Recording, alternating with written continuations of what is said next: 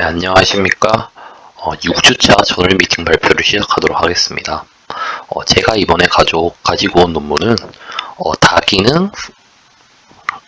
다기능성 유연한 고분자 섬유를 가지고 이제 한 번에 옵토제네틱스라고 하는 기술을 한 단계 만에 할 수 있는 디바이스에 대한 논문입니다. 이 논문은 네이처 뉴로사이언스에 기재되어 있으며 네이처 뉴로사이언스의 임팩트 팩터는 다음과 같았습니다. 이 논문은 폴리나 아니키바 교수님의 연구실에서 나오게 되었는데요. 폴리나 아니키바 교수님은 MIT 공대에서 Material Science and Engineering 그리고 Brain and Cognitive Science에서 교수직을 연임하고 계십니다.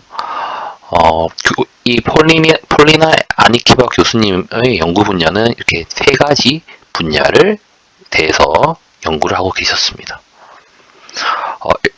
발표를 본격적으로 시작하기 앞서 간단하게 옵토제네틱스라고 하는 기술에 대한 개념 설명을 하고 넘어가도록 하겠습니다.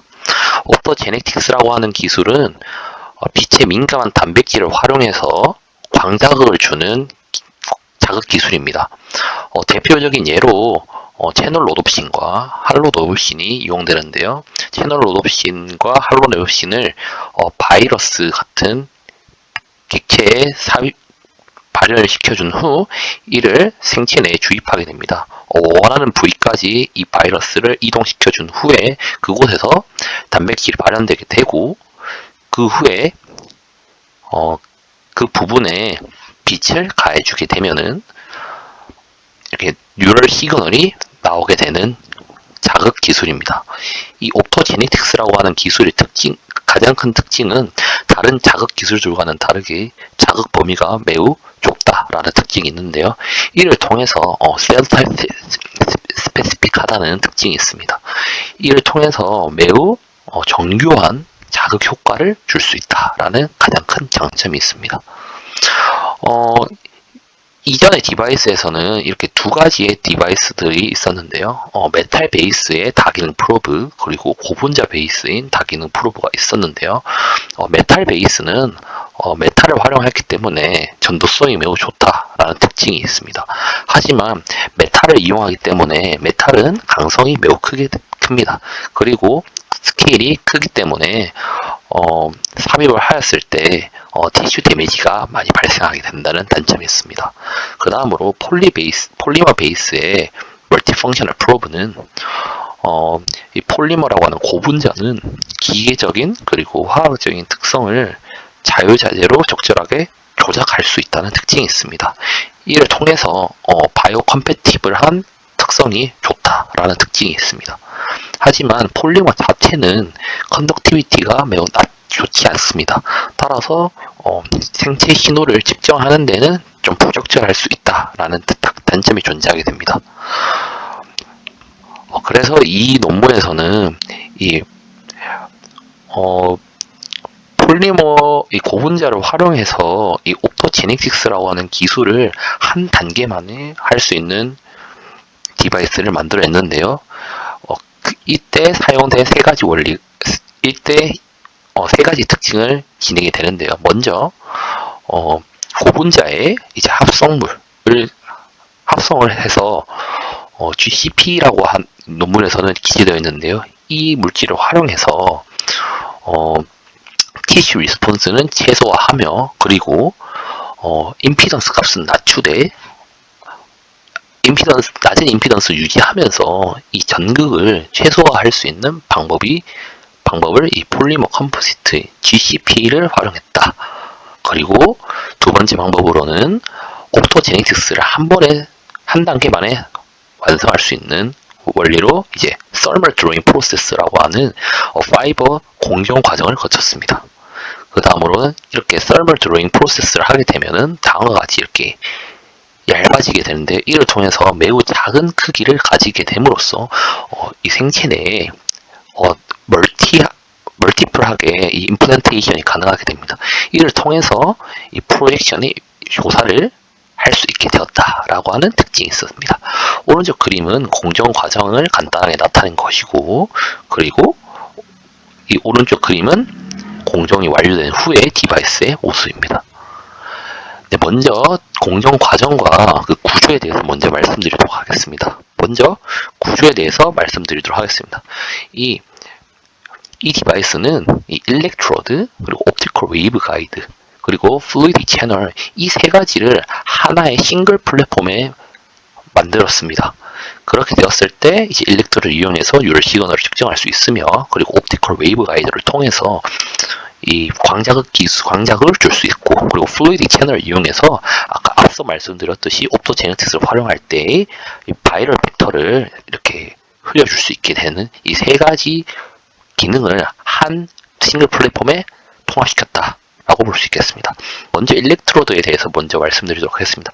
이 일렉트로드는 아까 앞서 말씀드린 GCP를 활용하였는데요. 기존에 CP라고 하는 고분자 물질이 있습니다. 이 고분자 물질의 5%의 흑연을 합성시킵니다.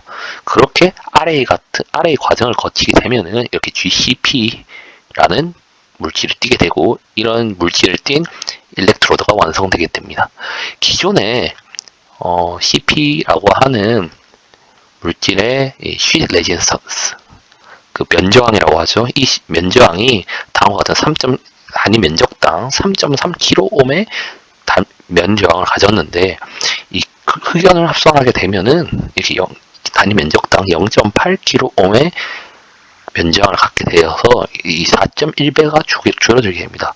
이렇게 되면은 임피던스 값은 낮게 유지하면서 이 일렉트로드를 더 작게 만들 수 있게 됩니다.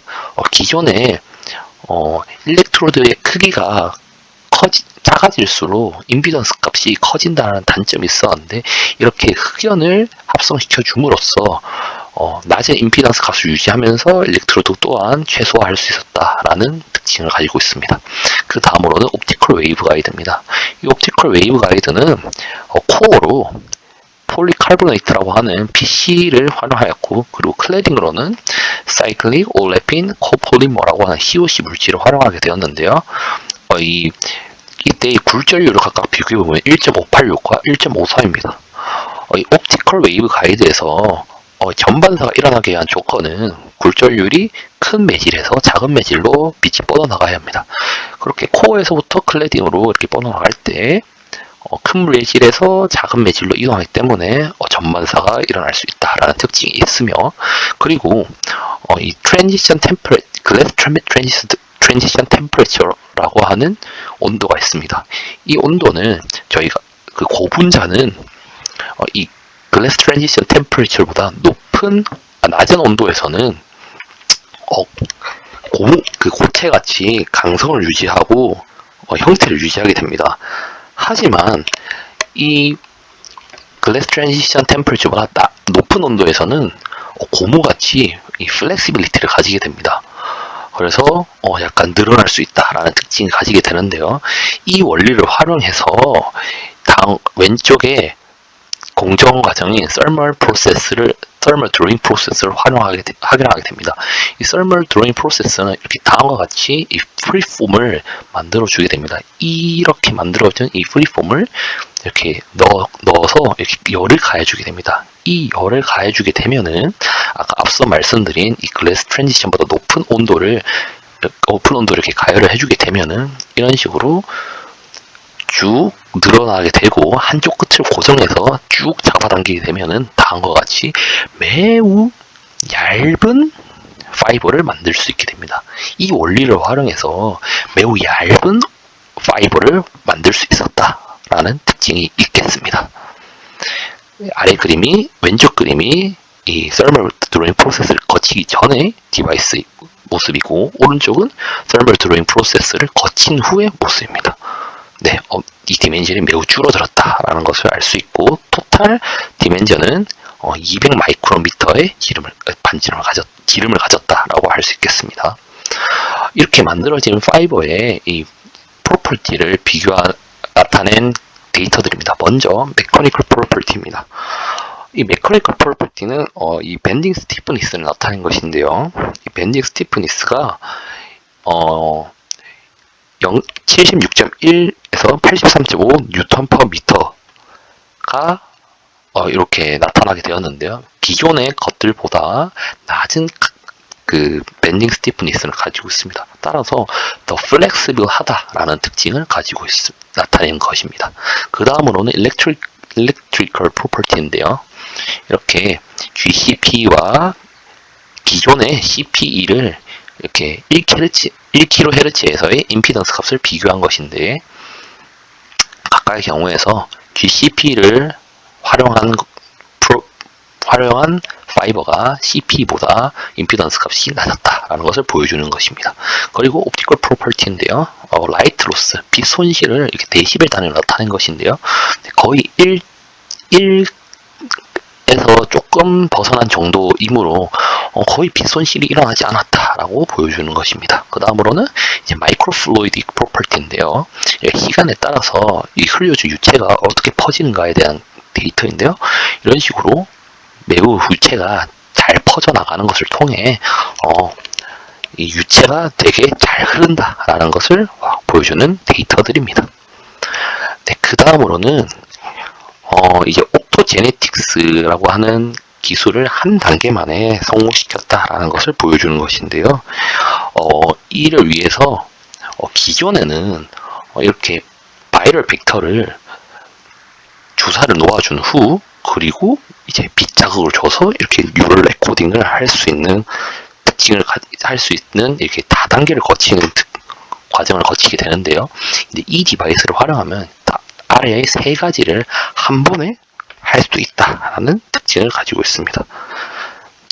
네, 그래서 이 중추 그 전도엽 피질에 다음과 같은 옵신을 이렇게 발현시켜서 이 바이럴 벡터를 넣어주었습니다. 그랬을 때 여기에 바이러스를 넣어주고 자극을 시켜준 후 신호를 측정하는 실험을 진행하였습니다. 아래 그림은 EYFP라고 해서 이렇게 초록색 빛 파장에 반응해서 이렇게 그 빛을 내는 물질인데요. 이렇게 이게 발현됐다는 것은 이 바이럴 벡터에서 발현된 이 채널 로드옵신이 잘 발현되어 있다라는 것을 보여주는 것입니다. 네, 그 다음으로는 이에 대한 결과를 나타낸 것인데요. 옵토제네틱스를 이렇게 옵티컬 스티뮬레이션 했을 때 약 11일이 지난 후에 이 빛에 반응해서 이렇게 뉴럴 시그널이 나타났다는 것을 보여주는 결과입니다. 그리고 그 다음으로는 이 내측 전두엽 피질은 이 스트레스나 감정 등에 관여를 하게 된다고 알려져 있습니다. 따라서 이 실험은 이제 9분 동안 아래의 빛 자극을 1분 간격으로 껐다 켰다를 반복했을 때의 결과를 나타낸 것입니다. 그랬을 때 이 G의 속도가 이렇게 빛을 쏟아주게 되면은 더 크게 증가한다라는 것을 보여주는 것이고, 아래는 빛을 꺼주었을 때의 이 G의 이동 경로를 나타낸 것인데요. 확실히 켜졌을 때가 꺼졌을 때보다 더 G가 많이 움직인 것을 통해 얘가 빛을 쏘아주니까 이 불안 정도가 더 높아졌구나를 한눈에 알아볼 수 있는 결과물입니다. 네, 그 다음으로는 아까 앞서 말씀드렸다시피 이 파이버가 매우 얇습니다. 따라서 이 파이버를 생체 내에 멀티플하게 삽입을 할 수 있다라는 특징을 가지고 있었습니다. 이를 통해서 옵토제네틱 프로젝션이라고 하는 것을 조사를 해보았는데요. 그랬을 때 이 기저측 편도체에 이 바이럴 벡터를 삽입을 해주게 됩니다. 그러고는 이제 내측 전두엽 피질과 복부 해마에 이런 식으로 파이버를 삽입을 하게 됩니다. 그 삽입을 하였을 때 각각의 옵티컬 스티뮬레이션을 주었을 때의 결과와 그리고 이 기저측 편도체에다가만 밑작을 주었을 때 세 가지 케이스에 대한 결과물을 나타낸 것입니다. 먼저 기저측 편도체에 바이럴 벡터를 넣고 기저측 편도체에 이 빛을 쏘아주었을 때의 결과인데요. 네, 앞서 말씀드린 것과 또 비슷하게 11일째에 이 빛의 반응에서 유혈 시그널이 나타났습니다. 그 다음으로는 이제 기저적 편도체에 바이럴 벡터를 넣어준 후, 그리고 내측 전두엽 피질에 이 엑손이 있습니다. 이 엑손에 빛을 가해 주었을 때의 결과를 나타낸 것인데요. 12일째에 빛에 반응하여 이 뉴럴 시그널이 나타났고, 그리고 15일 후에 또 다른 시그널이 나타났습니다. 이는 잠시 뒤에 다시 설명하도록 하겠습니다. 그리고 기저측 편도체와 복부 해마에서의 결과를 나타낸 것인데요. 동일하게 11일째 나타났다는 것을 확인할 수 있습니다. 이 기저측 편도체는 이 내측 전두엽 피질과 복부 해마에 이런 식으로 엑손으로 연결되어 있다라는 거 알려져 있습니다. 그랬을 때 각각 이 엑손에서의 자극이 이렇게 11일째, 12일째에 나타난 것이고요. 그리고 여기 보시면은 15일째에 추가적으로 이 신호가 더 나타난 것을 확인할 수 있습니다. 이 논문에서는 로우 레이턴시와 롱그 레이턴시로 나타냈는데요. 이 로우 레이턴시는 이제 직접적인 이 엑스널 프로젝션을 나타낸 것이고, 좀 더 긴 레이턴시는 이 내측 전두엽 피질 자체에서 이 멀티 시냅틱 네트워크에 대한 결과를 나타낸 것이다 라고 서술되어 있었습니다.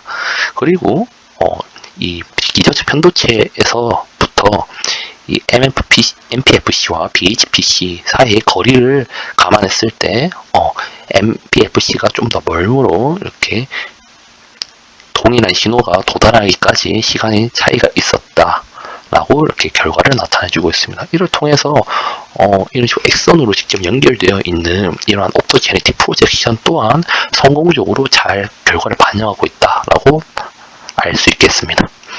네, 이 실험 결과는 그 복부 해마가 복부 해마도 마찬가지로 신경, 스트레스, 그리고 감정, 그리고 신경 등에 관여를 하게 됩니다. 이를 이제 동일하게 앞서 진행된 실험과 동일하게 9분 동안 1분 간격으로 빛 자극을 켰을 때를 반복했을 때 이 G의 변화를 나타낸 것입니다. 그랬을 때 빛을 꺼주게 되면은 이렇게 중앙에 있는 시간이 이렇게 나타나는데, 반대로 켜게 되면은 중앙에 있는 시간이 줄어들게 됩니다. 이를 통해서 이 G가 불안감이 커졌구나, 빛자극을 줬으니 빛자극을 주니 이 NCRT 레벨이 커졌구나, 그래서 얘가 중앙으로 잘 안 가구나를 알 수 있었고, 이를 좀 더 정확하게 알기 위해서 CNQX라고 하는 물질을 넣었습니다.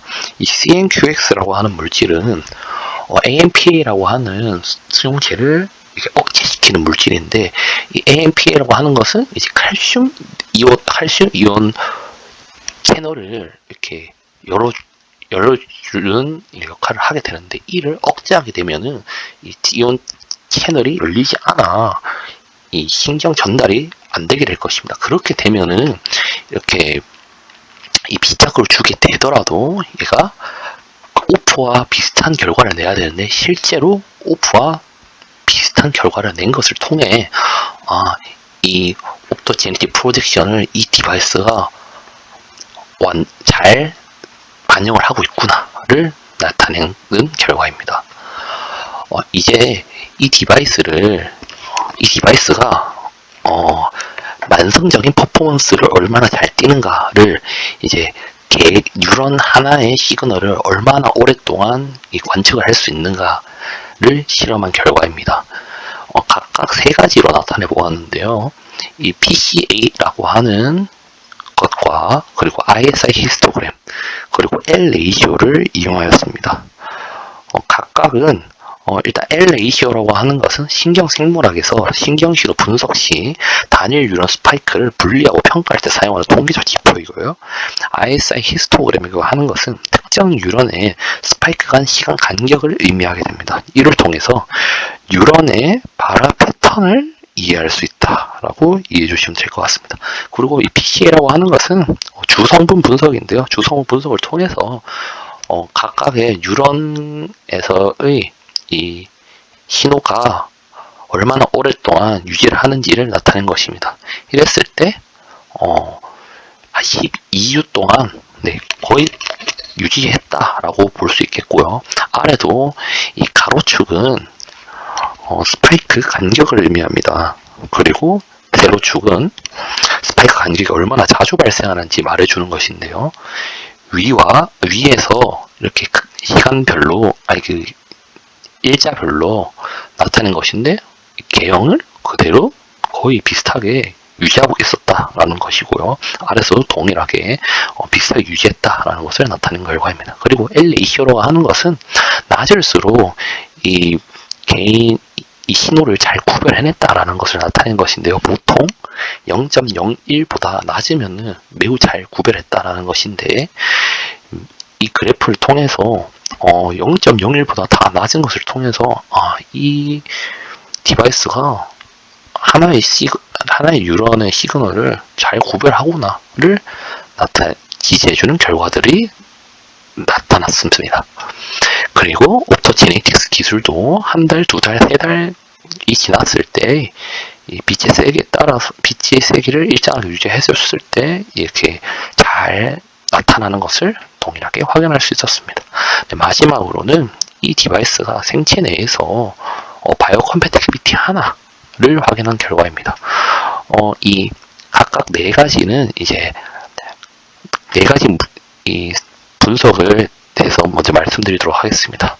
Ionized Calcium Binding Adapter Molecule 1이라고 하는 IBA1이라고 하는 것은 활성화된 마이크로글리어를 나타내는 결과입니다. 그리고 두 번째로는 이 ED1이라고 하는데요. 이 ED1은 활성화된 대식세포를 나타낸 것입니다. 그리고 GFAP라고 하는 것은 활성화된 아스트로사이트를 나타낸 것이고요. 그리고 여기서 IgG라고 하는 것은 이 뇌벽과 혈관 피 사이에 구멍을 뜻하는 것입니다. 이 각각이 모두 크게 나타날수록 이 데미지가 많이 나타났다라는 것을 말해주는 결과인데요. 위에 폴리머 파이버와 스틸 마이크로 와이어를 비교해 보았을 때 육안으로 봐도 아래보다는 위가 훨씬 더 적게 발현된 것을 확인할 수 있습니다. 이를 통해서 이 디바이스가 기존의 것들에 비해서 바이오 컴패티빌리티가 아주 우수했다라는 것을 나타내주는 결과입니다. 이를 이제 그래프를 통해서 이 앞서 말씀드린 이 세포들의 에리어에 따른 에리어를 나타낸 것인데요. 기존의 스틸 마이크로 와이어보다 폴리머가 이 시간이 지나더라도 더 적게 나타난 것을 통해서 바이오 컴패티빌리티가 우수하다라는 것을 나타내주는 것입니다. 결과적으로 이 논문에서는 이 다기능한 플렉서블한 고분자 파이버를 활용해서 옵토제네틱스를 한 단계 만에 수행할 수 있는 디바이스에 대해서 나타냈는데요. 이를 구현하기 위해서 다음과 같은 원리들을 활용하였고 이 실험들을 통해서 성공적으로 이 디바이스의 성능을 나타내 주었다라는 것을 보여드렸습니다. 이래서 마지막으로는 이 논문에서 약간 제가 생각하는 약간 한계점이라고 하는 것은 이 앞에서 진행한 이 thermal drawing 프로세스에서 이 프리폼이라는 게 있습니다. 근데 이 프리폼이라고 하는 것이 만들기에 만들기에 좀 비싸다 그리고 어렵다라는 특징이 있습니다. 그래서 이게 코스트 이펙티브 한지에 대한 의문점은 약간 남는다라고 생각할 수 있을 것 같습니다. 그렇더라도 이렇게 폴리머 파이버를 활용해서 이렇게 한 단계 만에 옵토제네틱스를 수행할 수 있다는 노벨리티가 나타나는 아주 우수한 연구 결과였다라고 결론 지을 수 있을 것 같습니다. 네, 이상으로 발표를 모두 마치도록 하겠습니다. 감사합니다.